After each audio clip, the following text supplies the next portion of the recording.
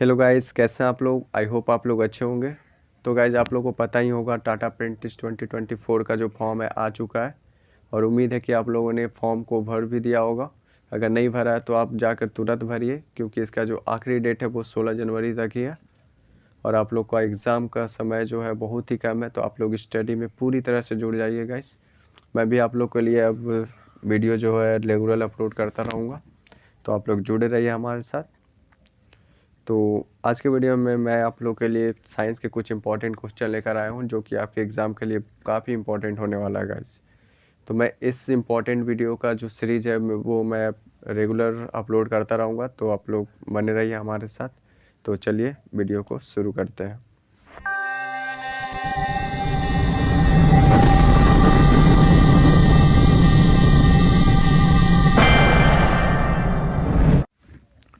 तो गाइस, पहला क्वेश्चन है, what is the speed of light. प्रकाश का गति क्या है। तो गाइस, ये काफ़ी बेसिक क्वेश्चन है, तो उम्मीद है कि आप लोग को इसका आंसर पता ही होगा। ठीक है गाइस, तो इसका आंसर मैं नहीं बताऊंगा, इसका आंसर आप लोग हमें कमेंट में करके ज़रूर बताएं। ठीक है, तो मैं बढ़ता हूँ आगे क्वेश्चन की ओर। तो गाइस, नेक्स्ट क्वेश्चन है, what is the chemical symbol of gold. सोने का रासायनिक प्रतीक क्या है। ठीक है, इसमें हम लोग को गोल्ड का सिंबल क्या है वो बताना है, तो आप लोग बताने की कोशिश कीजिए।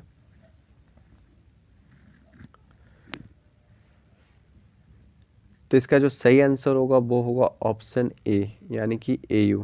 तो गोल्ड का जो सिंबल होता है AU होता है, तो ये आप लोग याद रखिएगा। तो चलिए गाइस, बढ़ते हैं नेक्स्ट क्वेश्चन की ओर। Question number 3। क्वेश्चन नंबर 3 क्या बोल रहा है, which organelle is known as power house of the cell. कोशिका का पावर हाउस किसे कहा जाता है। काफ़ी इंपॉर्टेंट क्वेश्चन बन जाता है आप लोग के लिए, तो इसका आंसर आप लोग बताने की कोशिश कीजिए कि कोशिका का पावर हाउस किसे कहा जाता है।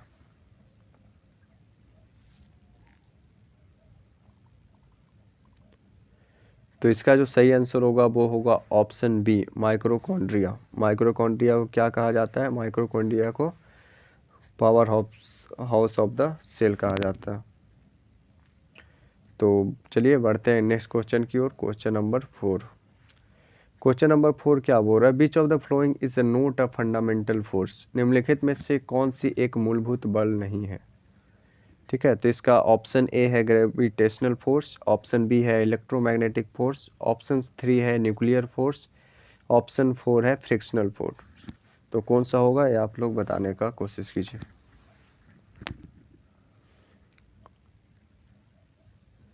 तो गाइज, इसका जो सही आंसर होगा वो होगा option D, frictional force. Fundamental force नहीं होता है, तो ये आप लोग याद रखिएगा। तो चलिए बढ़ते हैं नेक्स्ट क्वेश्चन की ओर। Question number 5। क्वेश्चन नंबर 5 है, what is the pH value of pure water. शुद्ध जल का pH स्तर क्या है। तो हम लोग को प्योर वाटर का pH वैल्यू बताना है, तो ये आप लोग बताने का कोशिश कीजिए।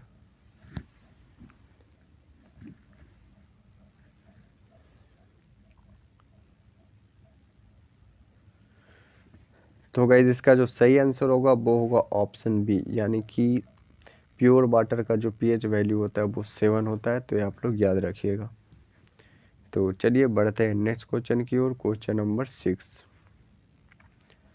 क्वेश्चन नंबर 6 है, what is the process by which plants make their food. पौधे अपना भोजन किस प्रक्रिया से बनाते हैं। तो प्लांट जो होता है अपना खाना किस प्रोसेस के द्वारा बनाता है, तो आप लोग बताने की कोशिश कीजिए इसका आंसर।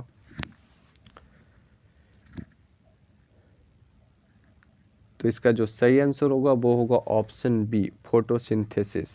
जिस प्रक्रिया के द्वारा प्लांट अपना खाना बनाता है उसको हम लोग बोलते हैं फोटोसिंथेसिस। तो ये आप लोग याद रखिएगा। तो चलिए गाइज, बढ़ते हैं नेक्स्ट क्वेश्चन की ओर। Question number 7। क्वेश्चन नंबर 7 है, what are the 3 main layer of the earth. पृथ्वी का 3 मुख्य परतें क्या है।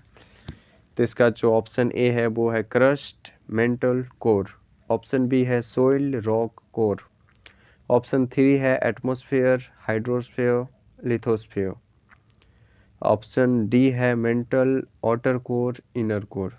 तो इसमें कौन सा ऑप्शन सही है ये बताने की कोशिश कीजिए क्योंकि ये एक इम्पॉर्टेंट क्वेश्चन है, तो इसको आप लोग टिक कर लीजिए।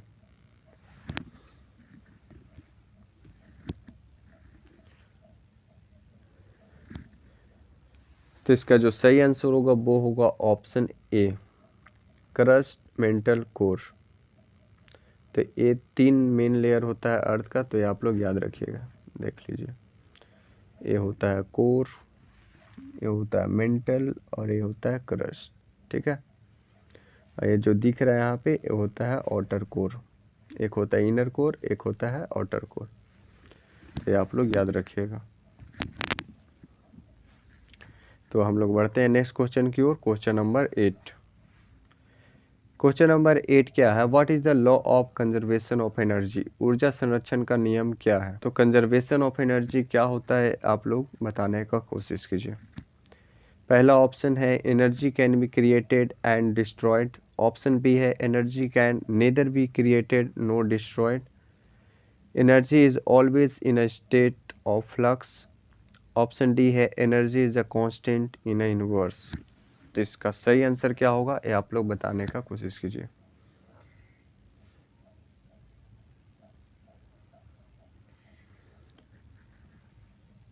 तो इसका जो सही आंसर होगा वो होगा option B, energy can neither be created nor destroyed, ठीक है। तो ये आप लोग ये याद रखिएगा, ऊर्जा न तो बनाई जा सकती है, नहीं नष्ट की जा सकती है। तो हम लोग बढ़ते हैं नेक्स्ट क्वेश्चन की ओर, question number 9। What is Avogadro number? Avogadro की संख्या क्या है, ये आप लोग बताने का कोशिश कीजिए। केमिस्ट्री में आप लोगों ने पढ़ा होगा वो एवोगाड्रो नंबर, तो आप लोग को याद भी होगा। तो इसका जो सही आंसर होगा वो होगा ऑप्शन ए, 6.02 इंटू 10⁻23। ये होता है एवोगाड्रो नंबर, तो ये आप लोग याद रखिएगा। तो बढ़ते हैं हम लोग नेक्स्ट क्वेश्चन की ओर, question number 10। What is the basic unit of life? जीवन का मूलभूत इकाई क्या है?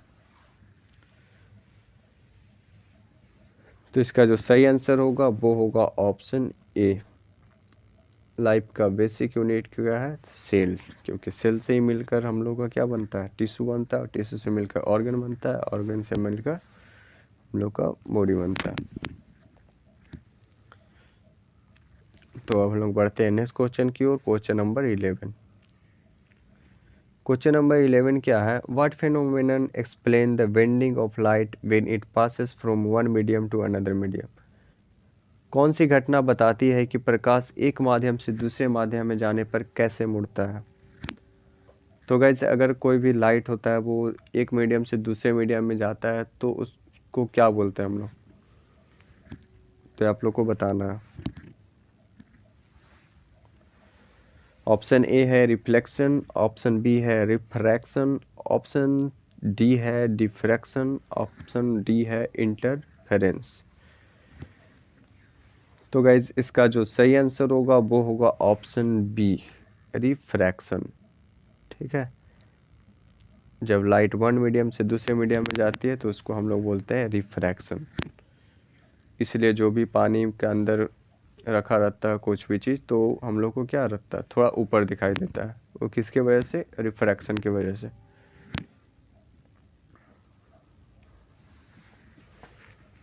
तो चलिए गाइज, बढ़ते हैं नेक्स्ट क्वेश्चन की ओर, question number 12। What is the difference between an element and a compound? तत्व और यौगिक में क्या अंतर है, ये आप लोग बताने की कोशिश कीजिए। ऑप्शन ए है element are pure substances, compound are mixture. Element contain one type of atom, compound contain two और मोर। ऑप्शन 3 है elements can be broken down, compound can not. D है elements are always liquids, compound are liquids. तो इसका क्या सही answer है, ये आप लोग बताने की कोशिश कीजिए। ऐसा ही क्वेश्चन आपके एग्जाम में पूछ दिया जाता है, तो आप लोग याद रखिएगा। तो इसका जो सही आंसर होगा वो होगा option B, element contain one type of atoms, compound contain two और मोर। तो ये होगा सही आंसर, तो आप लोग याद रखिएगा। तो अब हम लोग बढ़ते हैं नेक्स्ट क्वेश्चन की ओर, question number 13। What are the 4 type of blood group in ABO system. 4 type का ब्लड होता है, तो आप लोग बताने की कोशिश कीजिए कौन सा होगा। ऑप्शन ए है A, B, AB या O। ऑप्शन बी है AB, BC या फिर D। ऑप्शन सी है A, B, C, D। Option D है A1, A2, B या O। तो कौन सा ऑप्शन सही है इसमें, ये आप लोग बताने का कोशिश कीजिए। तो इसका जो सही आंसर होगा वो होगा ऑप्शन A, B, AB और O। यही चारों होता है हम लोग का ब्लड ग्रुप, तो आप लोग याद रखिएगा। अब हम लोग बढ़ते हैं नेक्स्ट क्वेश्चन की ओर। Question number 14। क्वेश्चन नंबर 14 है what causes the tide in the ocean. महासागरों में ज्वार भाटा का क्या कारण है, तो ये बताने का कोशिश कीजिए। जो भी समुद्र में लहर उठता है जो बड़ा बड़ा, उसका क्या कारण है, ये बताने का कोशिश कीजिए आप लोग।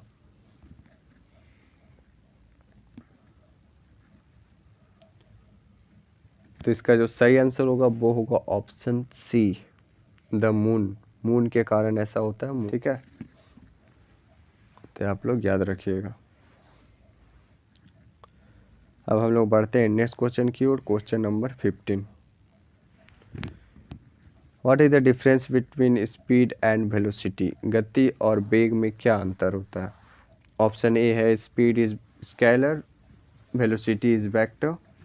ऑप्शन बी है speed has direction, velocity does not, they are the same, speed is for sound, velocity for light. तो इसमें कौन सा ऑप्शन सही है, ये आप लोग बताने का कोशिश कीजिए। तो इसका जो सही आंसर होगा वो होगा ऑप्शन ए, स्पीड जो होता है स्केलर क्वांटिटी होता है और वेलोसिटी जो होता है वेक्टर क्वांटिटी होता है। तो आप लोग याद रखिएगा। तो गाइज आज के वीडियो में इतना ही। अगर आपको वीडियो पसंद आया तो वीडियो को लाइक करें, चैनल को सब्सक्राइब करें, और अगर आपको कोई भी क्वेश्चन में कुछ भी प्रॉब्लम हुआ हो तो आप कमेंट करना ना भूलें। तो मिलते हैं आपसे नेक्स्ट वीडियो में, तब तक के लिए बाय।